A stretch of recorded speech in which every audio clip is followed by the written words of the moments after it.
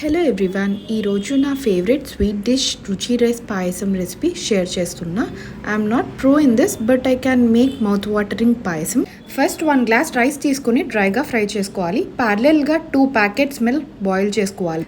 Rice fry అయిన తర్వాత dry fruits fry చేసుకొని పక్కన పెట్టుకోవాలి. మిల్క్ హాఫ్ బాయిల్ అయిన తర్వాత పక్కన పెట్టుకున్న ఫ్రై చేసుకున్న రైస్ యాడ్ చేసుకొని అలా అది కలుపుతూ ఉండాలి.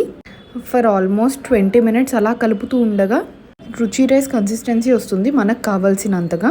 రుచి రైస్ బాయిల్ అవ్వడానికి మినిమం 30 minutes పడుతుంది. కావాలి అనుకుంటే ఫస్ట్ మనం వాటర్లో రుచి రైస్ని బాయిల్ చేసుకుని తర్వాత మిల్క్లో యాడ్ చేయొచ్చు. లేదు అనుకుంటే డైరెక్ట్గా మిల్క్లో కూడా బాయిల్ చేసుకోవచ్చు. తర్వాత కండెన్స్డ్ మిల్క్ యాడ్ చేస్తాం.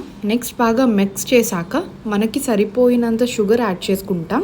స్వీట్నెస్ సరిపోతే డ్రై ఫ్రూట్స్ కూడా వేసేసుకొని పక్కన పెట్టుకోవాలి.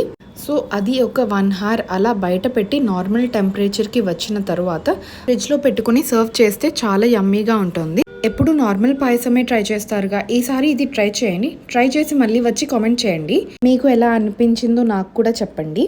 సో మీకు ఈ వీడియో నచ్చితే లైక్, కామెంట్ అండ్ షేర్ చేసేయండి. Thank you for watching.